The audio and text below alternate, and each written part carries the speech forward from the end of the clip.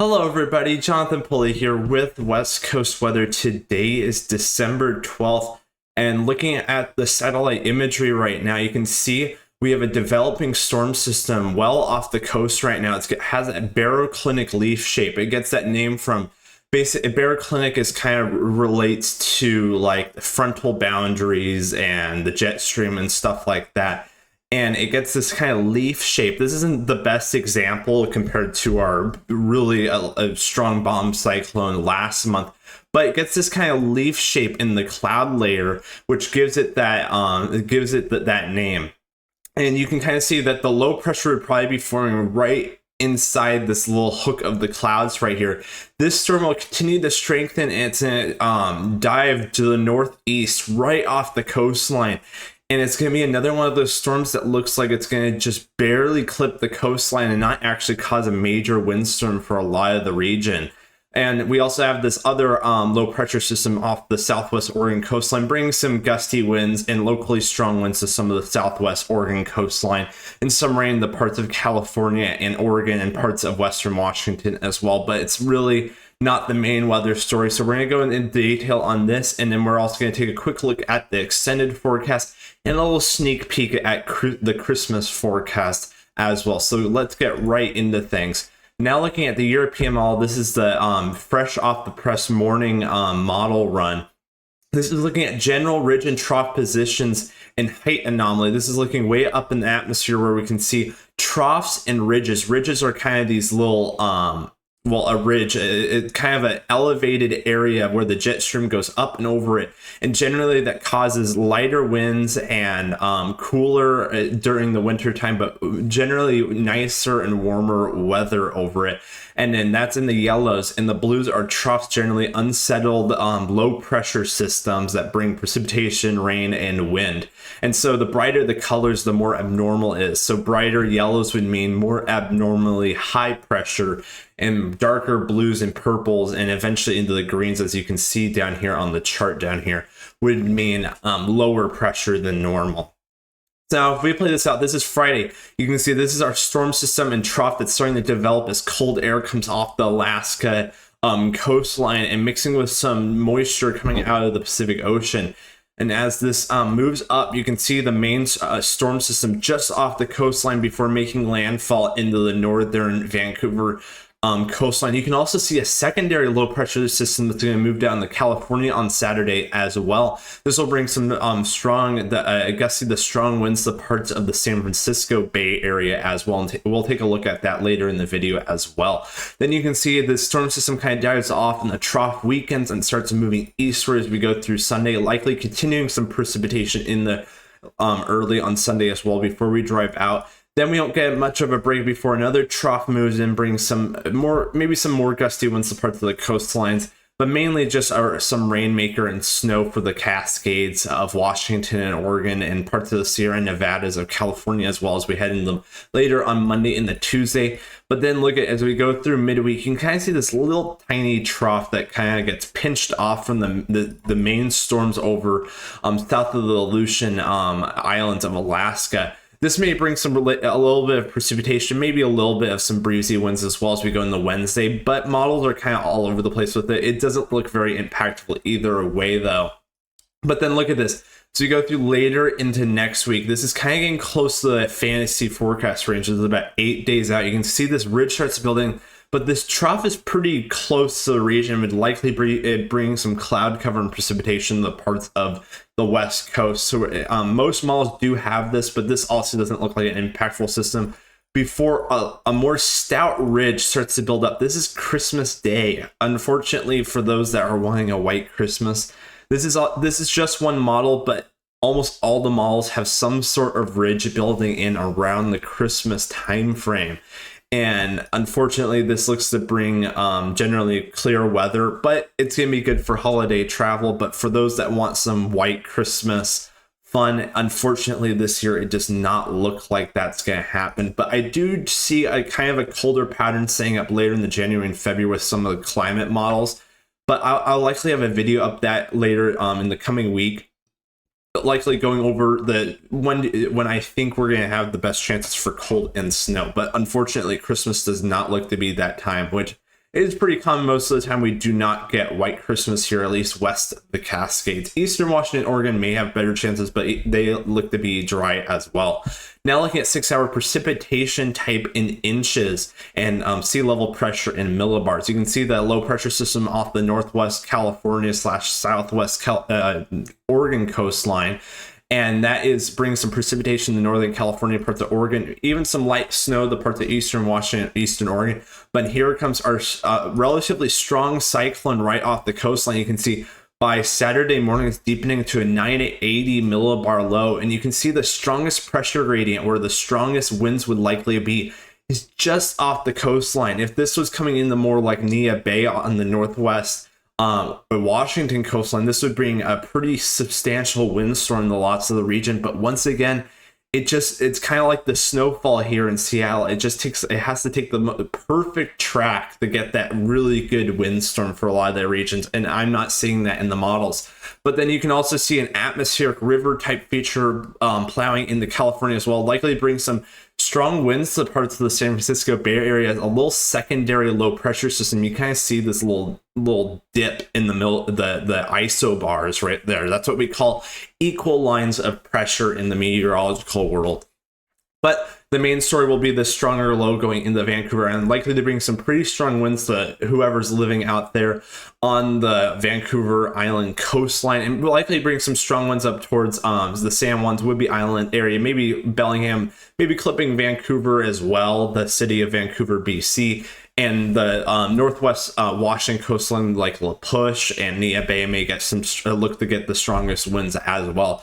But precipitation continues on. Good snows in the Cascades, likely to bring some light snow accumulations to parts of the mountain passes. So just keep an eye out on the forecast if you're going out there. Then the secondary low pressure system starts coming into the area later on Sunday evening in the Monday, bringing some precipitation over anywhere from the Bay Area all the way up to Seattle, and likely continuing on all the way through Monday evening before we get a bit of rain, before another frontal system clips the area on Tuesday, brings some more light to moderate precipitation to parts mainly just north of Portland up towards Vancouver and the British Columbia. But you can see this low pressure system the European model has.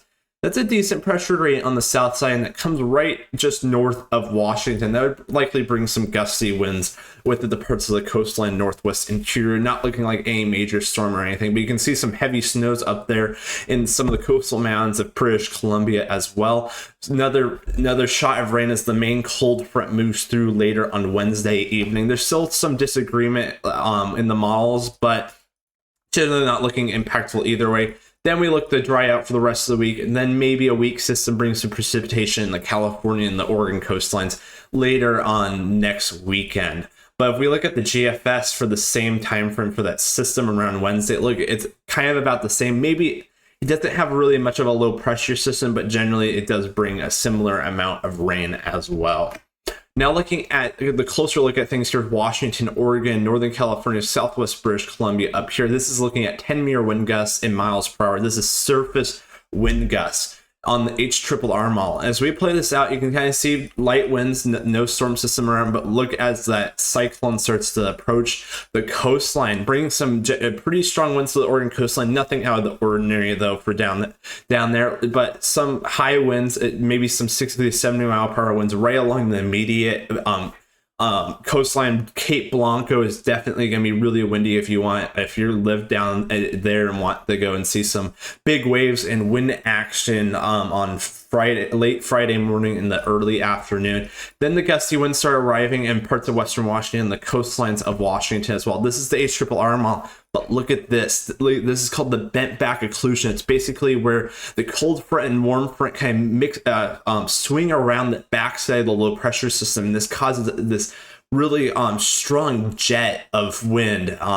It is kind of associated with the jet stream a bit, and it causes these really localized areas of very damaging winds. This is the segment of the storm system that we're always watching. If this if one of these ever does come over into the Seattle area or something, which likely will happen eventually sometime in the future, but it hasn't happened in a while, this would bring a damaging windstorm to a lot of the area. But this isn't going to stay just off the coastline. Look at this. The HRR brings 80 maximum sustained maximum wind gusts up towards 80 miles per hour, and it look how close it gets to the La Push Nia Bay area. You can see some gusts over 60, maybe 65 miles per hour, but generally, the strongest ones just remain just a couple miles off the coastline.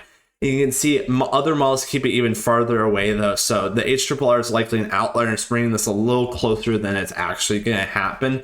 But you can see also some strong winds. It's showing up for parts of the San Juans and Whidbey Island. You can see some gusts approaching 50, 55 miles per hour. Even some little bits of 60 mile per hour contours showing up for the Whidbey Island area up towards Bellingham.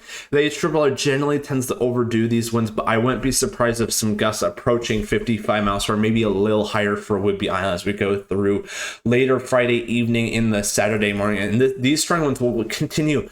However, the king tides for some of we're starting to get some king tides this weekend. And the first set of king tides is Saturday morning around the 4 to 6 a.m. time frame, and the HRR is doing gusts over 50 miles per hour for the coastlines and the northwest interior, with those high tides approaching early in the morning. So there's likely going to be a couple feet of inundation on some of those coastal areas and parts of the northern Puget Sound and Salish Sea. There's not looking like anything too significant, but with the lower pressure, the king tides, and strong winds on top of that, there's likely some coastal roads may be flooded and blocked off. So just be aware of that on Saturday morning. And then gusty winds will likely continue into the late morning and early afternoon. And the next set of king tides is early afternoon on Saturday as well. So there'll likely be another set of potential coastal flooding as that second time period of high tides shows up. Now looking at the NAM 3 cam, this is another high resolution model that we can look at surface wind gusts. You can see winds starting to pick up later on Friday morning, but you can see the coastline really getting going, also showing this almost 70 mile per hour winds for the Oregon coastline as well on the NAM model. You can see winds starting to get going, breezy for the Willamette Valley as well, and some of the mountain ranges. But you can see the strongest winds are right on the coastline. You can see some gusts up over 40 miles per hour for Whidbey. The strongest winds look to arrive around late Friday night in the early Saturday morning, though. But that's this is about high tide right now, and you can see gusts also start over 40 miles per hour for parts of the inland Washington, northwest Washington, also approaching 60 miles per hour for La Push as well out there. So definitely gusty winds, but you can see how the NAM keeps those 70 mile per hour plus winds farther off the coastline than the HRR, which is probably going to be a bit more realistic, I would have to say, as the HRR looks to be an outlier. But winds look to all calm down by Saturday evening as that low pressure system weakens and moves into British Columbia. Now looking at the sea level pressure in millibars, you can see as we go into Saturday morning, look at the lowest pressure for the northwest Washington area looks to be about 2 to 4 a.m., maybe 5 a.m. as well, which is right about high tide. So it's kind of a interesting scenario, but I don't other than some isolated coastal erosion and some isolated road closures, I'm not seeing anything past that, as if this storm actually came in directly over the Olympic Peninsula, we'd be talking about way more serious issues, but that does not look to be the case right now. Now, zooming out of things, here's British Columbia, Washington, Oregon, California. This is total precipitation through Sunday evening for this storm system. This is the National Blended Models. Total precipitation in inches, generally maybe a couple inches of precipitation in the coastal mountains and the Cascades, maybe a half an inch or a little more of rain for Seattle and Portland. But the atmospheric river in Northern California looks to bring some precipitation totals of potentially over 3 to 6 inches for some of the Sierra Nevada and the coastal mountains of California. Definitely some isolated flooding concerns down there, and maybe some isolated elevated landslide risk as well. So just be careful if you're out there over the next few days. There's a coastal flood watch for the central and northern Washington coastlines through the weekend, and you can see that they're showing potential for significant coastal flooding with inundations of 2 to 3 feet above ground level. There's also going to be waves 15 to 17 feet expected along the coast. This is for the north coast and central coast zones, so about Aberdeen up towards Nia Bay. You can see the highest impacts will occur within 2 hours of the 11 a.m. high tide on Saturday. Numerous roads may be closed. Low-lying property, including homes, businesses, and some critical infrastructure may be inundated or damaged. Some shoreline erosion may occur as well. So, and there's even potential up to 3.5 feet above ground level. So definitely some significant coastal flooding possible for the Washington coastline. However, the winds look to be weaker in around Whidbey Island, San Juan Island, so not as significant. But I wouldn't be surprised if it 1 to 2 feet of inundation possible for those inland locations. So just to keep an eye out on that if you're living near this flood-prone area along the coastlines. Now looking at a graphic from the National Weather Service, so again showing that mountain pass travel impacts all from now through Tuesday. You can see the biggest impacts will be on Saturday when that cyclone is right off the coastline. Generally only a moderate impact for parts of Stevens and Sherman passes. Snoqualmie and Lookout passes don't look to be too bad, but just keep an eye out on the forecast and some of the WSDOT website for travel updates. Now looking at California real quick, this is looking at the NAM 3cam surface wind gusts. And you can see as we go through Saturday, this frontal system is bringing some gusts up towards 50 miles per hour for parts of the northern and central coastlines. But then you can see the San Francisco Bay Area starts really picking up these winds later Saturday morning, potential for some coastal flooding down there as well, with some gusts up towards 60 miles per hour, maybe locally higher than that for some of the higher terrain along some of those hilltops around the San Francisco Bay Area. You can see some wind gusts over 80 miles per hour for the Sierra Nevada, with likely blowing snow up there. So just be careful if anybody's going up over some of the passes over there in California. And if we look at the H-triple-R model, it also has a very similar story with that frontal system, but then the secondary low kind of starts to form right at the end of the run. But you can see some gusts approaching 60 miles per hour also right along the San Francisco Bay Area. So keep an eye out on that if you're down there. Here's a graph from the National Weather Service of San Francisco Bay Area. You can see that they have a minor coastal flooding possible for Thursday through Monday, with those king tides, coastal flood advisories up for part of the area. Flooding of lots, parks, and roads with only isolated road closures expected. Also, high wind watches for gusts potentially up to 60 miles per hour for some of the coastlines. Even some gusts up to 70 miles per hour or greater are possible between 900 and 2,500 feet in elevation for some of those higher terrain areas. For the northern Bay Area, generally 7 p.m. Friday to 7 a.m. Saturday is the strongest winds, and 4 a.m. to 4 p.m. Saturday for the South Bay Area and down towards Gorda and the Big Sur area. Now looking at the 6 to 10 day temperature outlook for December 17th through the 21st, you can see the generally above average temperatures as those warmer Pacific systems continuing to get close to the coastlines. And also going to be that looks like we're going to have that ridge of high pressure starting to build up over the western United States. So unfortunately for snow lovers, no snow expected, at least in the 6 to 10 day time frame. Generally near normal to above normal precipitation for parts of the Pacific Northwest as well. Some of those systems continue to clip the area. Now looking at for the 8 to 14 day temperature outlook, this is December 19th through the 25th, which is Christmas. Unfortunately, more reds for the entire western United States. The best chances for snow is some place on the eastern the east coast, but even that's not looking too great at the moment. And 8 to 14 day precipitation outlook pretty similar to the last one, with potential for some systems to continue clipping the area. But just how far that ridge goes out over the Pacific Ocean will depend on how dry we actually get for this time period. So I'll be continuing to look at this as we go, and I'll have more forecast updates as we go through next week into the week after that. So I hope everybody's having a great day. Take care. God bless. And I hope everybody has a wonderful weekend.